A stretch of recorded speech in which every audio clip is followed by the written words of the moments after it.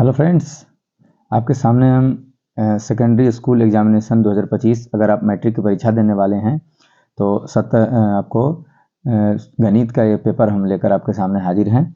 इसमें बिहार विद्यालय परीक्षा समिति के क्वेश्चन, इसमें बहुत सारे प्रश्न आपको डिट्टो मिलने वाले हैं।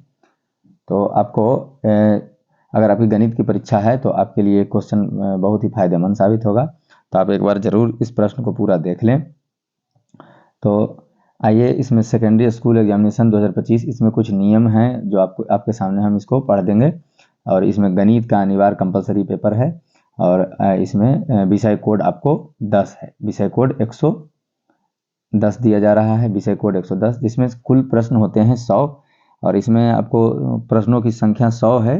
मार्क्स फुल 100 मिलेंगे, जिसमें क्वेश्चन आपको लगभग दुगना रहता है। तो अगर ऑब्जेक्टिव की बात करें तो इसमें 100 प्रश्न ऑब्जेक्टिव के होंगे, जिसमें आपको 50 प्रश्न को OMR पर कलर करना है और बाकी 15 नंबरों के क्वेश्चन, 30 नंबर के क्वेश्चन होंगे आपको लघु उत्तरीय, जिसमें प्रश्नों की संख्या 30 होगी और आपको 5 नंबर के 8 प्रश्न हो गए, जिसमें आपको बनाने 4 हैं।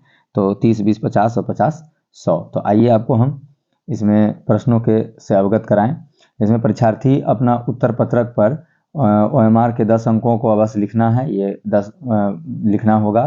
फिर अपने परीक्षार्थी यथासंभव अपने शब्दों में ही उत्तर दें, ये आपको बता रहा है। दाहिनी और हाशिए पर जो लिखा होगा वो आपका मार्क्स बताएगा कितने नंबर के आप बना रहे हैं प्रश्न।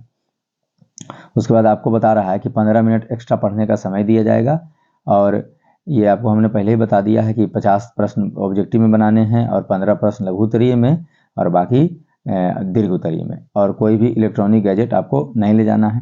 तो आइए अब हम प्रश्नों को शुरू करते हैं आपके सामने।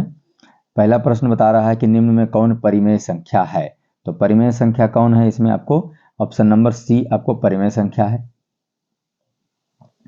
उसके बाद दूसरा नंबर प्रश्न कहता है कि यदि यह एक पूर्णांक है तो प्रत्येक विषम पूर्णांक का रूप होता है। तो प्रत्येक विषम पूर्णांक का रूप होता है 2m+1। उसके बाद तीसरा प्रश्न कहता है निम्न में किसका दशमलव प्रसार 7 है। 7 और 7 दशमलव प्रसार में 7 किसका रूप बताया जा रहा है। तो 7 में आपको, जिसमें हर 2 और 5 आते हैं, तो इसमें आपको ऑप्शन नंबर सी आपको 7 बता रहा है। उसके बाद आगे हम लोग क्वेश्चन नंबर 4 में चलेंगे। इसमें क्वेश्चन नंबर 4 कहता है कि 0.87 का रूप लिखें। तो इसमें 0.87 का आपको हो जाएगा ऑप्शन नंबर बी सही हो जाएगा। उसके बाद आगे चलते हैं कि यदि 540 बराबर 2 पर पावर x गुना 3 पर पावर y बराबर गुना 5 पर पावर z हो तो x + y - z का मान आप हल करके निकालें। तो इसमें आपको 540 के गुणनखंड विधि से आपको हल करने हैं। तो जिसमें आपको गुणनखंड में 2, 3, 5 के पावर आ जाएगा। उसके बाद आप उसको बता देंगे हल करके यहाँ पर कि इसका मान आपको 4 आएगा हल करने के बाद। उसके बाद नेक्स्ट क्वेश्चन नंबर 6 कहता है कि निम्नलिखित में कौन अपरिमेय संख्या है। तो इनमें से अपरिमेय संख्या कौन है। तो 2.3 √13 गुना √13 √10/100। तो इसमें √10/100 आपको 2.3 आपको अपरिमेय संख्या है। बाकी सभी यहाँ परिमेय संख्याओं के रूप हैं। आगे चलेंगे। क्वेश्चन नंबर 7 कहता है यदि m और n दो अभाज्य संख्याएं हैं तो उनका महत्तम समावर्तक होगा। m और n अभाज्य संख्याएं हैं तो उनका महत्तम समावर्तक आपको 1 होता है। क्वेश्चन नंबर 8 कहता है कि दो संख्याओं का गुणनफल 2366 है और उनका लघुत्तम समावर्तक 182 है तो उसका महत्तम समावर्तक क्या होगा। तो आपके सामने 4 ऑप्शन दिए गए हैं। इसमें ऑप्शन आपका डी सही होगा, 16 हो जाएगा। 9वां नंबर को सवाल कहता है कि निम्न में किसका दशमलव प्रसार अशांत है। तो अशांत के बारे में अभी आपने देखा, जिसका 2 और 5 के अलावा कोई हर का गुणनखंड आता है तो वो अशांत हो जाएगा। तो यहाँ हमारा ऑप्शन नंबर डी आपको 441 21 का वर्ग है, जिसमें 2, 5 नहीं आएगा। क्वेश्चन नंबर 9 के बाद 10 कहता है कि यदि p बराबर AB/Q, Q बराबर a पर पावर 4b है तो PQ धनात्मक पूर्णांक है तथा a और b अभाज्य संख्याएं हैं तो p और q का लघुत्तम समावर्तक क्या होगा। इसमें a पर पावर q, b पर पावर q, इसका LCM हो जाएगा। उसके बाद कहता है कि निम्न में कौन सा युग्म सह-अभाज्य है। तो सह-अभाज्य युग्म में अगर आप इसका महत्तम करते हैं तो एक जिसका हल आता है वो हो गया सह-अभाज्य। तो यहाँ पर ये आपको ऑप्शन नंबर बी वाला 9,16 सह-अभाज्य युग्म का उदाहरण है। आगे चलेंगे क्वेश्चन नंबर 12 पर। क्वेश्चन नंबर 12 कहता है कि 0.3125 को P बटा Q के रूप में लिखा जा सकता है, किस रूप में? तो इसको हल करने पर जो सहस्त्रांश आएगा सवाल, उसका हम लोग एलसीएम भाग करेंगे, तो आपको इसमें ऑप्शन नंबर बी 5/16 आपको प्राप्त होगा। आगे चलेंगे। क्वेश्चन नंबर 13 कहता है कि निम्न में कौन सा बहुपद है और कौन बहुपद नहीं है। तो इसमें आपको हो जाएगा रूट 2x² + 4x, आपका ऑप्शन नंबर डी सही है, यह बहुपद का उदाहरण है। बहुपद x + 3² × x³ - 8 का घात क्या होगा? तो इसका घात आपको C 6 हो जाएगा। क्वेश्चन नंबर 15 कहता है कि बहुपद 2x² - 6 के शून्यक होंगे। तो 2x² - 6 के शून्यक होंगे, डी आपको निकालना है, तो आपको इसमें ऑप्शन नंबर डी सही हो जाएगा, 3 - 3। क्वेश्चन नंबर 16 की ओर हम लोग चलेंगे। बहुपद px बराबर 2x² - 8x - 12, तो p2 का मान क्या होगा? 20 होगा, -20 होगा, 36 होगा या -28 होगा। तो आपको यहाँ पर -20 इसका सही जवाब है। यदि 17वां नंबर प्रश्न कहता है कि यदि बहुपद 3y² + 7y - k के शून्यक एक दूसरे के व्युत्क्रम हो तो k का मान होगा। तो व्युत्क्रम है तो k का मान आपको हो जाएगा इसमें option number B -1/3। Question number 18 कहता है कि शून्यक 2 - 5 वाले बहुपदों की संख्या होगी। तो इसमें बहुपदों की संख्या अनगिनत मानी जाएगी। क्वेश्चन नंबर 19 कहता है कि यदि बहुपद px बराबर 5x² + 7x - 12 के शून्यक अल्फा और बीटा हो तो 5 × अल्फा + बीटा का मान क्या होगा? निम्न में से अल्फा + बीटा का मान क्या होगा? -7 होगा, 7 होगा, 35 होगा या 60 होगा। तो इसमें आपको ऑप्शन नंबर सी केवल 35 होगा। नेक्स्ट क्वेश्चन 20वां क्या कहता है कि यदि अल्फा बीटा गामा त्रिघात बहुपद ax³ + bx² + cx + d के शून्यक हो तो अल्फा × बीटा × गामा का मान निम्न में से क्या होगा? तो इसका फार्मूला ही केवल यहाँ पूछ दिया गया है, तो b/a होगा, b/a हो जाता है। नेक्स्ट चलेंगे क्वेश्चन नंबर 21 की तरफ।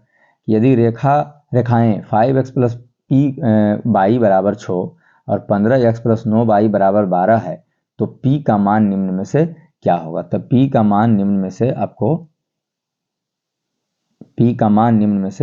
3 हो जाएगा। ऑप्शन नंबर ए यहाँ सही है। क्वेश्चन नंबर 22 कहता है कि यदि दो चरों में दो रैखिक समीकरणों के आलेख प्रतिच्छेदी रेखाएं हों तो हलों की संख्या को क्या होगी?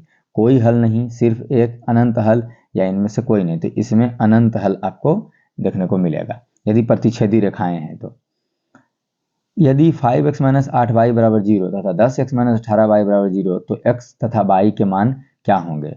तो इसमें ऑप्शन आपको 4 ऑप्शन दिया गया है।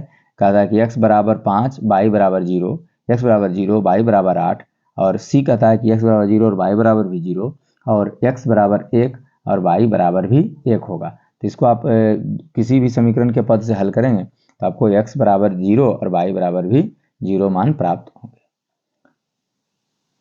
नेक्स्ट क्वेश्चन 24 नंबर क्या कहता है कि यदि समीकरण x² + bx + c = 0 अर्थात द्विघात समीकरण के रूप में हो तो c बराबर क्या होगा? तो c बराबर हो जाएगा -b/2a। नेक्स्ट क्वेश्चन 25 नंबर कहता है कि निम्न में से कौन द्विघात समीकरण नहीं है? जो इसमें द्विघात समीकरण है उसको हल करें। तो इसमें सबसे पहले आपको ऑप्शन नंबर बी सही हो जाएगा। हल करने पर द्विघात का x नहीं प्राप्त होगा, जिससे ये द्विघात समीकरण नहीं है। यदि द्विघात समीकरण x² - 7x + 12 = 0 का एक मूल 3 हो तो दूसरा मूल क्या होगा? तो दूसरा मूल हमारा -4 हो जाएगा। गुणनखंड करने पर -4 और 7 3 प्राप्त होंगे। 27 नंबर क्वेश्चन कहता है कि यदि द्विघात समीकरण x² + px + q = 0 के मूल तथा p तथा q हो तो p + q का मान निम्न में से क्या होगा? तो p + q का मान निम्न में से यहाँ -1 आपको मिल जाएगा। नेक्स्ट क्वेश्चन 28 नंबर की हम आगे चलेंगे। द्विघात समीकरण 3x² - 13x + 10 = 0 का विविक्तर या विवेचक आपको ज्ञात करने के लिए कहा है।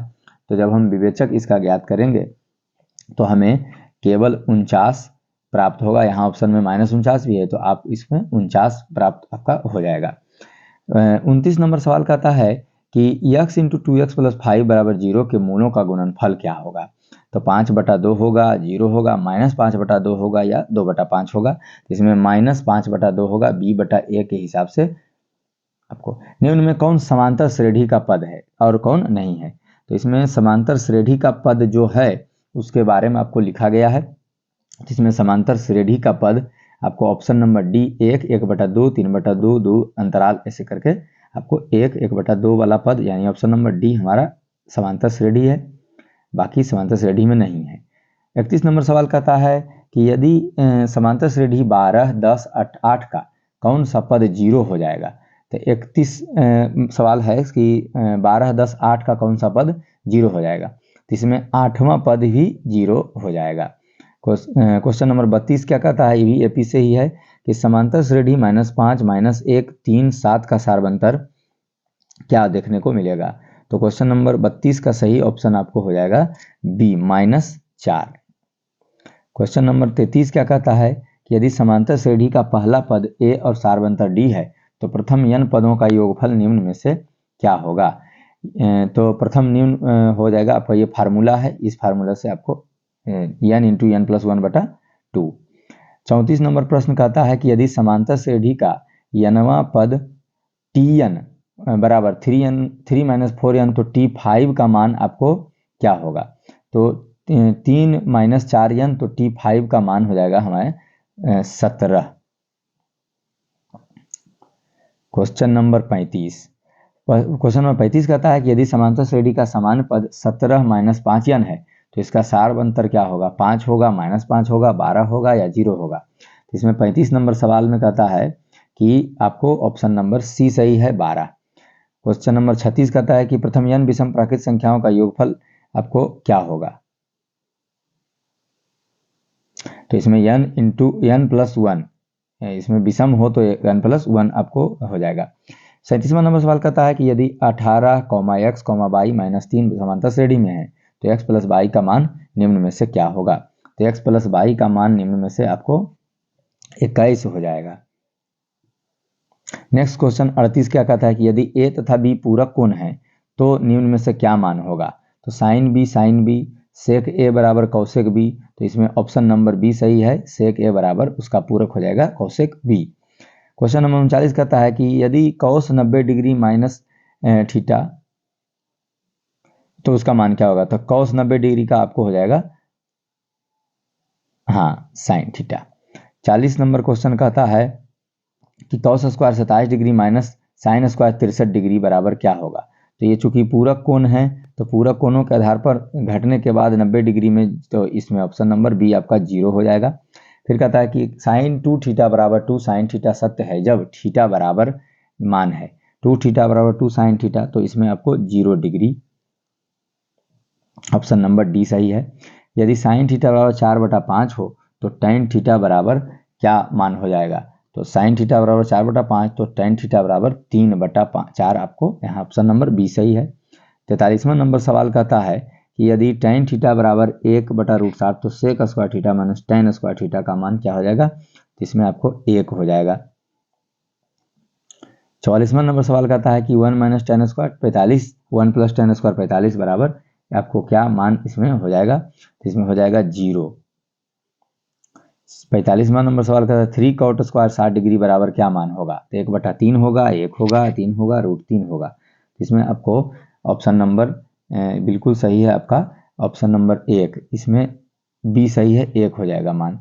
46वां कहता है कि cos 1 degree, cos 2 degree, cos 3 degree, इस तरह से 180 डिग्री का मान निम्न का, चूंकि सभी पूरक कोण है इसलिए सबका मान हो जाएगा 1। 47 नंबर सवाल का था 2 - 2 cosec स्क्वायर थीटा बराबर, तो cosec स्क्वायर थीटा बराबर 2 cot square theta. Option number question number 48 कहता है कि यदि a sin x बराबर 1 तो b cos x बराबर 1 तो cot x का मान क्या होगा, 1/ab हो जाएगा। Option number D. 49वां नंबर कहता है कि sine square 45 degree plus cos square 45 degree -1 बराबर क्या मान हो जाएगा। इसमें आपको 0 मान हो जाएगा।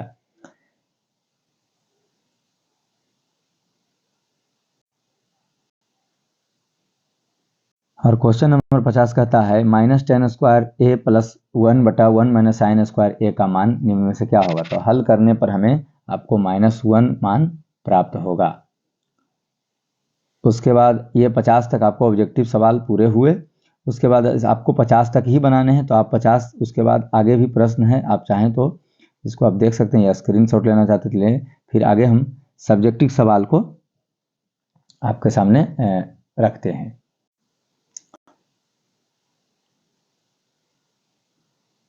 आगे देखिए 56 सवाल है 57वां।